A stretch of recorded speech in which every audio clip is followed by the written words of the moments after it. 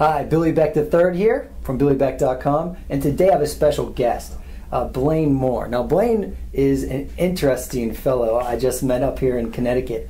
You know, I always talk about living greatly and pushing your limits and doing things that are really superhuman. Now, Blaine here has run 50 miles before, and now you are preparing for a 100-mile run.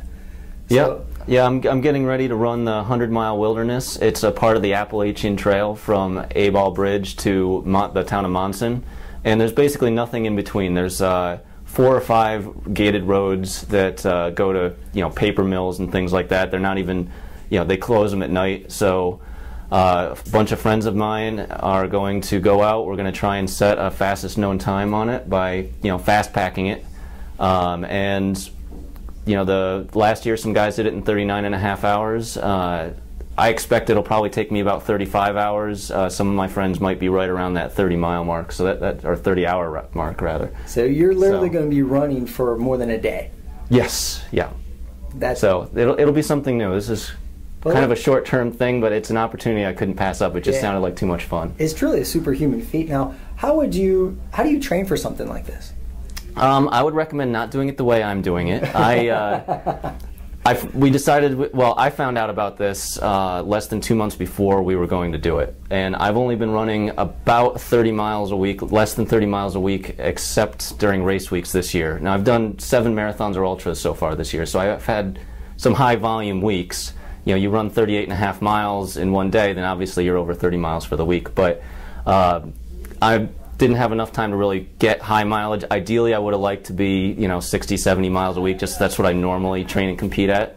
But since this year is a little bit of a down season for me for just rest and recovery from previous years, I just going with what I have. I've been doing some kettlebell swings and push-ups every morning before I go to work, and then running in the evenings just to get a little bit more core strength that I'm going to definitely need out on that really rugged single track. But it's going to be a lot of fun. Yeah, and Blaine, a lot of people when they're talking about achieving physical mastery, achieving their fitness goals, they're having trouble being consistent. Now, and I believe that has a lot to do with the mindset. Now, to do what you're doing requires a whole nother mindset. Maybe you could share some of your tips, like maybe when you don't feel like it. Is there actually a day where you don't feel like running? A day I don't feel like running is a day that I'll take off. I need the day off.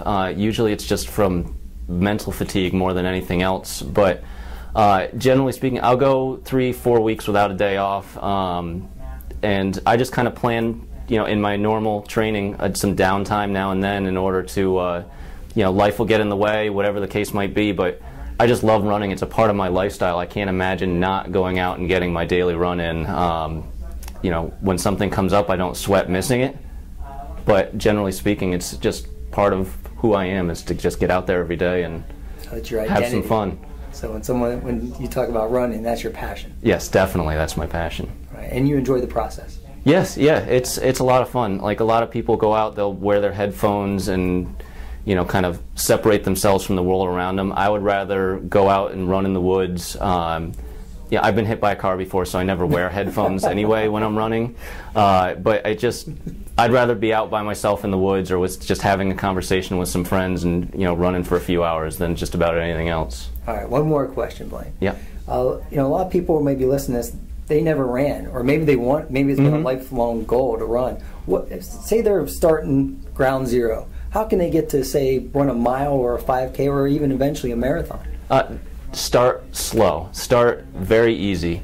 Take a couple days a week where you do a short run or run-walk. Add in some days where all you do is walk, and build up. Give yourself a few months to get used to moving every day. And then once you have some of those changes in your muscles and your bones so that you're able to withstand a little bit more, start doing a little bit more running and a little less walking, or keep it up. I mean, the Run, Walk, Run program that Jeff Galloway made popular, it's basically just interval training, which is one of the best ways to get yourself in shape, but it doesn't put the same stress as trying to do, fast 400s on a track, which, they have their place. But if you're just starting, that's the best place to be.